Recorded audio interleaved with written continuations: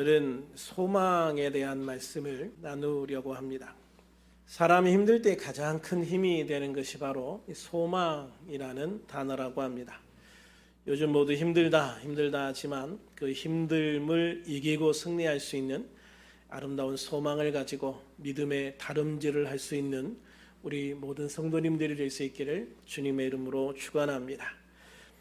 먼저 우리에게 소망이라는 단어가 왜 이렇게 중요한지를 보여주는 예화 하나를 말씀드리고 시작하려고 합니다. 네덜란드의 한 시인이 꿈에 천국에 갔습니다. 한 천사가 그를 맞으며 금빛 나는 책을 보여주었습니다. 시인이 천사에게 그 책이 무슨 책이냐 물으니 당신의 일생을 기록해 놓은 책이다 라고 말했습니다. 시인은 자신의 삶을 기록했다는 말에 호기심이 생겨서 첫 장을 열어보았습니다. 거기에는 깨알같이 차곡차곡 기록해 놓은 글이 있었습니다. 자기의 악한 행동들이었습니다. 얼마나 악한 행동이 많은지 시인은 덜컥 두려운 마음이 들었습니다. 그래서 천천히 다음 장을 넘기는데 이번에는 아까보다 더 많은 글씨들이 빼곡하게 가득 기록되어져 있었습니다. 그것은 자기가 한 사악한 말들이었습니다. 두려운 마음으로 또 다음 장을 넘기자 이번에는 그보다 더 많은 글씨로 빽빽하게 들어차 있었습니다. 너무 작아서 보이지 않아 대체 이건 뭘 기록한 것입니까? 라고 물었습니다. 그러자 천사는 그것은 당신이 했던 악한 생각들의 기록이다 라고 말했습니다. 시인은 이제 더 이상 다음 장을 넘길 자신이 없었습니다. 그러나 천사가 넘겨주었는데 온통 검은색으로 칠해져 있었습니다. 너무 놀랍고 두려워 이것은 도대체 무슨 내용입니까? 라고 물으니 천사는 이것이 당신의 악한 마음이다 라고 말했다고 합니다. 이 예화에 나오는 이야기가 어찌 그 사람만의 이야기겠습니까? 바로 우리 자신의 이야기가 아닐까. 그래서 에베소서 2장 12절에 보면 그때 너희는 그리스도 밖에 있었고 이스라엘 나라 밖의 사람이라 약속의 언약들에 대하여는 외인이요 세상에서는 소망이었고 하나님도 없는 자였다라고 말씀하고 있습니다. 그렇습니다. 예수님을 믿기 전 우리들의 모습을 보면 죄로 말미암아 영원히 멸망할 수밖에 없는 인생에 불과했던 것입니다. 한마디로 소망 없는 인생이었던 것이죠. 그러나 주님은 우리를 그렇게 소망 없는 인간으로 버려두지 않으셨습니다. 우리를 창조하신 하나님께서는 당신의 유일하신 아들 예수 그리스도를 십자가에 죽게 하셔서 우리를 구원하실 만큼 우리를 사랑하셨기 때문입니다. 하나님은 당신의 아들 예수 그리스도가 우리를 대신에 흘리신 그 귀한 피를 통해 우리를 구원해 주심으로 말미암아 당신이 얼마나 우리를 사랑하시는지를 증명해 보여주셨습니다. 우리는 하나님의 그 사랑으로 인하여 소망이라는 단어를 다시 가질 수 있게 되어진 것이죠. 찬송가 488장 이 몸의 소망이 무언가 우리 주 예수뿐일세라는 찬양의 시를 쓴 심례교 목사님이 있는데 에드워드 모트라는 목사님입니다. 이분은 이런 고백을 합니다. 나의 소망은 예수님의 보혈과 예수님의 의라는 기반 위에 세워졌다. 그러면서 그리스도의 흘리신 피를 믿음으로 말미암아 그분께서 나를 의롭게 여기신다고 하신 하나님의 약속을 통해 하나님은 나에게 평화를 주셨습니다. 그분은 내가 완벽하지 않아도 나를 그렇게 여기십니다. 그리고 내가 행한 어떤 선행 때문이 아니라 오직 믿음으로 말미암아 그의 의가 내 속에 주어진 것입니다. 이렇게 고백을 했어요. 그래서 본문 12절과 13절에서 사도 바울은 이렇게 고백합니다. 같이 한번 읽어볼까요? 시작. 또 이사야가 이르되 이새의 뿌리 곧 열방을 다스리기 위하여 일어나시는 이가 있으리니 열방이 그에게 소망을 두리라 하였느니라. 소망의 하나님이 모든 기쁨과 평강을 믿음 안에서 너희에게 충만하게 하사 성령의 능력으로 소망이 넘치게 하시기를 원하노라. 아멘. 그렇습니다. 우리의 소망은 오직 한 곳에만 있습니다. 바로 다윗의 후손으로 오신 메시아, 우리의 구원자 예수 그리스도, 열방을 다스리고 구원하시기 위해서 오신 예수 그리스도, 오직 예수님의 이름을 통해서만 우리가 참된 소망을 알고 바라보게 하신 것이죠. 그런데 우리가 그 소망을 얻기 위해 중요한 것은 하나님의 사랑과 예수님을 믿어야 한다는 것입니다. 믿어야 소망을 얻게 되는 것이에요. 아무리 좋은 선물을 보내주어도요, 그 선물을 받지 않고 돌려보내면 자신의 것이 될 수 없습니다. 이처럼 하나님께서 아무리 큰 사랑을 베푸시고 소망을 주셨어도 그것을 믿지 않으면, 그것을 받아들이지 않으면 아무 소용이 없는 것이죠. 하나님이 주신 선물을 받으려면 주님이 우리에게 사랑과 은혜로 주신 복음을 믿어야 하는 겁니다. 아멘하고 예수님을 영접해야 하는 것이죠. 그래서 요한복음 1장 12절에서 예수님은 영접하는 자 곧 그 이름을 믿는 자들에게는 하나님의 자녀가 되는 권세를 주셨다라고 분명하게 선포하시는 겁니다. 믿는다는 것은 먼저 신뢰하는 것입니다. 하나님께서 애굽에서 종살이하던 이스라엘 민족을 가나안 땅으로 들여보내시기 위해서 광야로 불러내셨습니다. 애굽에서 10가지 재앙을 통해서 하나님이 하나님 되심을 이스라엘 백성들에게 분명히 보여주셨습니다. 홍해를 가르고 길을 내셨습니다. 쓴물을 달게 하셨습니다. 만나를 매일같이 내려주셨습니다. 메추라기를 보내 고기도 먹게 하셨습니다. 마실 물이 없을 때 반석에서 물을 내셨습니다. 뜨거운 태양이 내리쬐는 낮에는 구름 기둥으로 인도하시면서 그들을 보호하셨습니다. 밤에는 불 기둥으로 추위에 떠는 백성들에게 따뜻한 온기를 전해주셨죠. 도저히 상대가 되지 않는 족속과의 전쟁에서도 이기도록 해주셨습니다. 그렇게 하나님은 수많은 능력과 기적을 통해서 그들을 인도해 주셨죠. 하나님께서 그렇게 수많은 능력과 기적을 통해 그들을 인도해 주셨음에도 불구하고 그들은 하나님을 온전히 신뢰하지 못했다는 것을 보게 됩니다. 가나안 땅으로 들어가야 할 때 그들은 가나안 족속이 자신보다 더 크고 강하며 그곳의 성들은 튼튼하고 높다면서 그들이 가지고 있는 무기는 우리와 상대가 되지 않는다고 하면서 그 땅에 들어가기를 거부합니다. 그들은 결국 그 불신의 대가로 광야에서 모두 죽어야 했죠. 그런데 그런 중에서도 하나님을 신뢰한 사람 2명이 있습니다. 여호수아와 갈렙입니다. 가나안의 정탐꾼으로 갔던 12명 중에 10명 그리고 이 2명 이렇게 의견이 갈리게 되어지는 것이죠. 10명은 우리는 그곳에 갈 수 없습니다. 2명은 우리는 갈 수 있습니다. 그런데 우리가 이들의 대화를 잘 보면 이들의 차이가 무엇인지를 분명하게 볼 수가 있습니다. 민수기 13장 28절부터 31절 우리 같이 한번 읽어볼까요? 시작.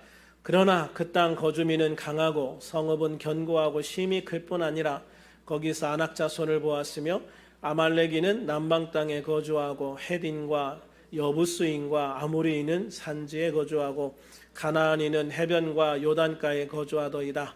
갈렙이 모세 앞에서 백성을 조용히 하게 이르되 우리가 곧 올라가서 그 땅을 취하자 능히 이기리라 하나 그와 함께 올라갔던 사람들은 이르되 우리는 능히 올라가서 그 백성을 치지 못하리라 그들은 우리보다 강하니라 하고. 그렇습니다. 12명 중에 10명은요 자신들이 정탐을 갔던 가나안 땅을 있는 그대로 보고합니다. 그리고 그들의 결론은 31절에 나오죠.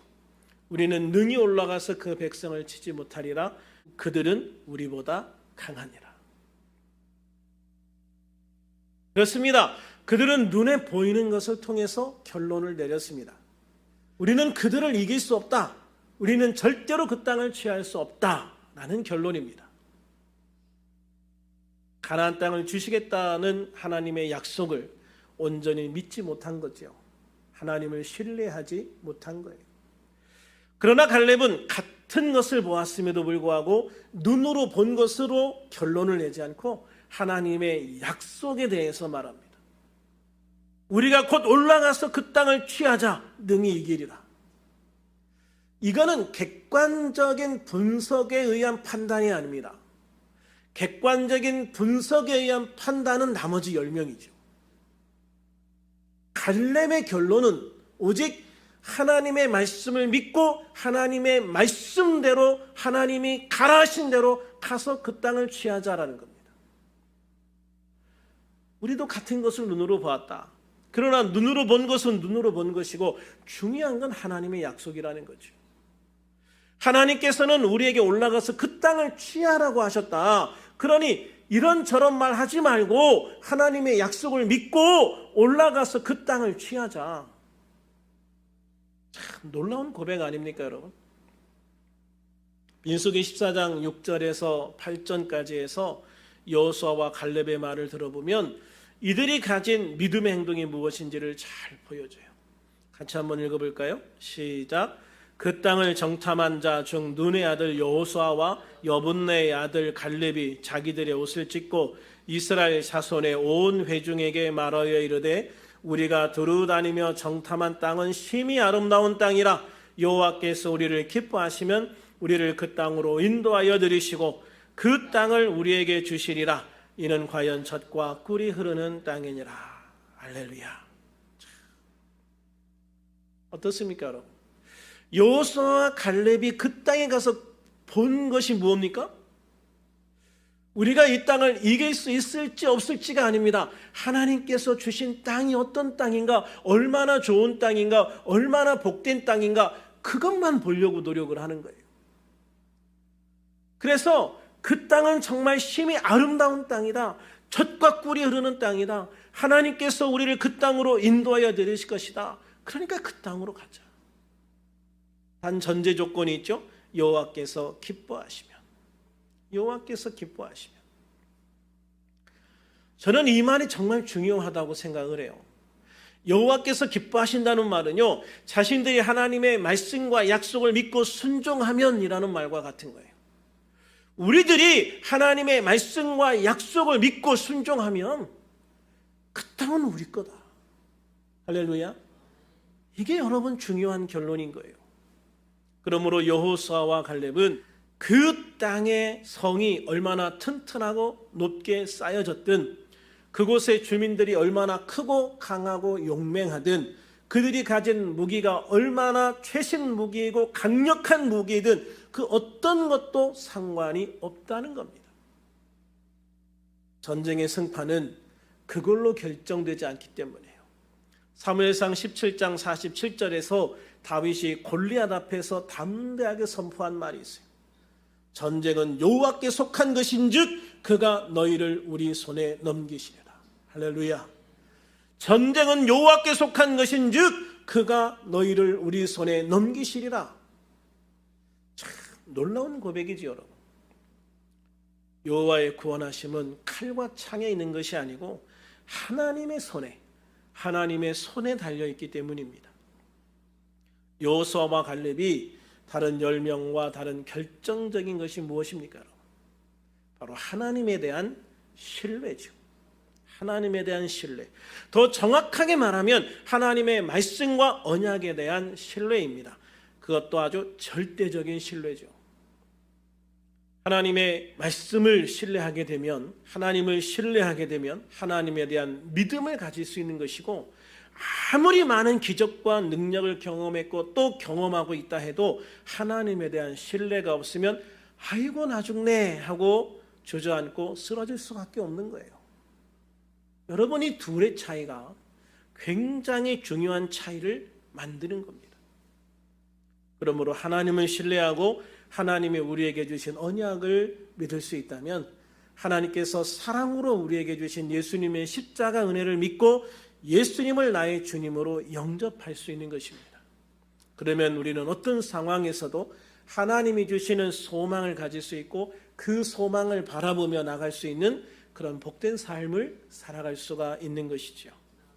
마치 여호수아와 갈렙이 모든 사람이 말하는 그 절망적인 상황에서도 자신들에게 주실 가나안 땅을 믿음으로 바라보며 소망을 가졌던 것처럼, 아무리 힘들고 고통스러운 우리의 일상 현실 속에서도 하나님을 신뢰하고 믿을 수 있다면 우리는 하나님이 주시는 참된 소망을 가지고 바라보는 그런 삶을 살아갈 수 있게 될 줄로 믿습니다.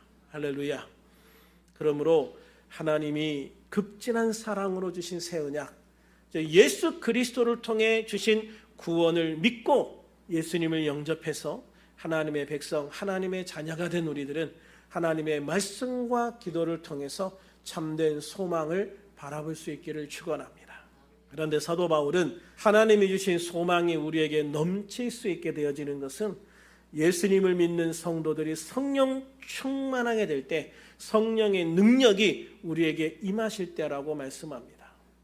소망이 주어진 것과 소망이 넘치는 것은 또 다른 거죠.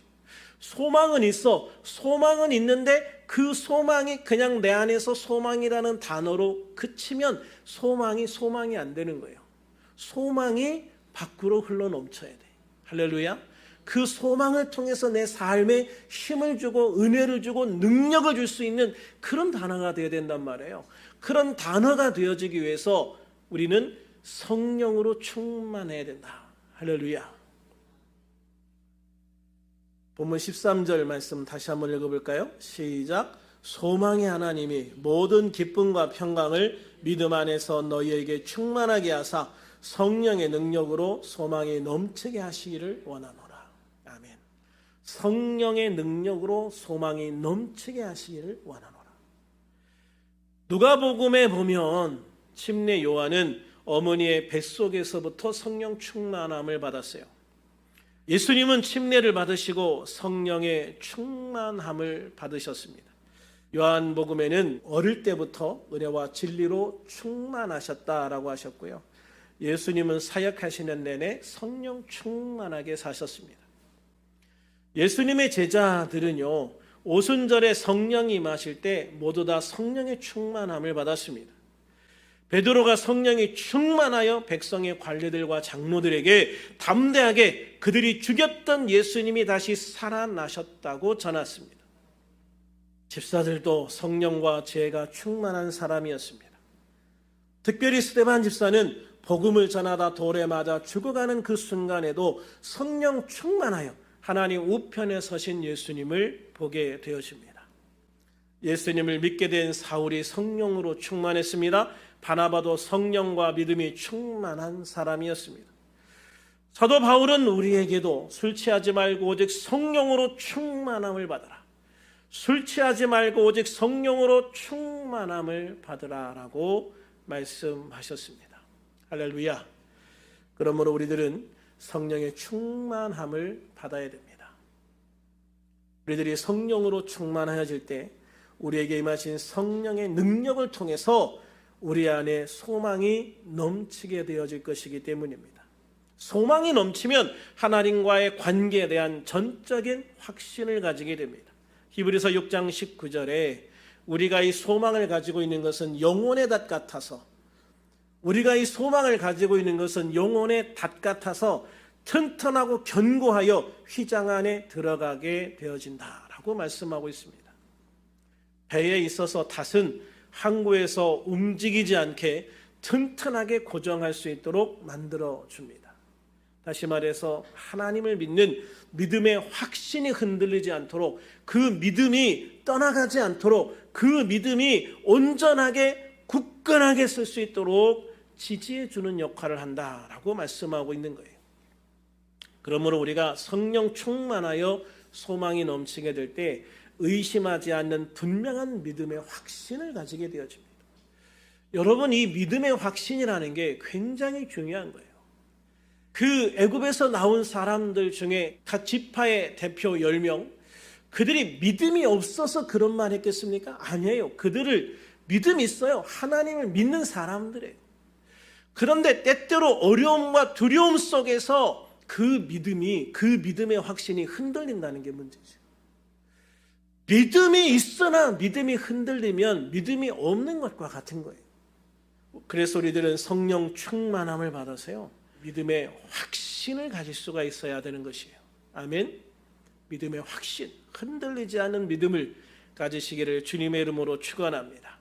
또 소망이 넘치면 우리 안에 평강의 축복을 받게 됩니다. 로마서 5장 1절에 그러므로 우리가 믿음으로 의롭다 하심을 받았으니 우리 주 예수 그리스도로 말미암아 하나님과 화평을 누리자라고 했습니다. 우리가 예수님을 믿고 의롭다 하심을 받으면 우리는 하나님의 자녀, 하나님의 백성이 되어서 하나님과 화평을 누리게 되어집니다. 하나님과 화평을 누리게 되면 우리는 사랑과의 관계에서도 자신과의 관계에서도 화평을 누릴 수 있게 되어지는 것이죠. 또한 고린도후서 4장 8절에 우리가 사방으로 우겨쌈을 당하여도 쌓이지 아니하며 답답한 일을 당하여도 낙심하지 않는다라고 고백하고 있습니다. 그러므로 예수님을 믿고 성령 충만함을 받아서 소망이 넘치는 삶을 살게 되어지면 낙심하거나 좌절하는 대신에 주님의 손을 잡고 믿음으로 다시 일어설 수 있는 힘을 얻게 되어지는 거예요. 그래서 우리가 언제나 성령 충만해야 돼요. 성령 충만하면 넘어지지 않아요. 성령 충만할 때 어려움이 오면 요것 봐라 하면서 오히려 더 담대하게 믿음으로 나가서 승리할 수 있어요. 그런데 성령 충만하지 못할 때 어려움이 닥치면 왜 이런 일이 자꾸 오는 거야? 이렇게 되는 거예요. 성령 충만할 때와 그렇지 아니할 때 우리에게 어떤 일이 닥쳤을 때 우리 안에 있는 이 반응 자체가 전혀 다르게 시작이 되어지는 거예요. 그래서 우리는 언제나 성령 충만함을 당해서도 어떤 경우에도 어떤 것이 나를 우겨싸도 쌓이지 않는 것이 중요해요. 아무리 나를 우겨싸려고 해도 저리가 하고 딱 쳐버리고 해쳐버릴 수 있는, 어려움이 되지 않을 수 있도록 만들어버리는 게 이게 가장 중요한 거예요. 내 안에 이미 이게 문제인데 큰일 났는데 어떡하지? 이 마음이 들어오는 순간 그건 이미 내 문제가 되어버리는 거예요. 그런데 까짓 거 저건 문제도 아니야, 별거 아니야 이렇게 생각하면 그건 이미 내 안에 문제가 안 되는 거예요. 그래서 우리가 성령 충만함을 받아서 문제를 만드는 것 대신 문제를 헤쳐버리는 자가 될 수 있기를 주님의 이름으로 축원합니다. 낙심하거나 좌절하는 대신에 주님의 손을 잡고 다시 힘을 내서 믿음으로 일어서서 싸워 이기는 우리들이 되시기를 주님의 이름으로 축원합니다.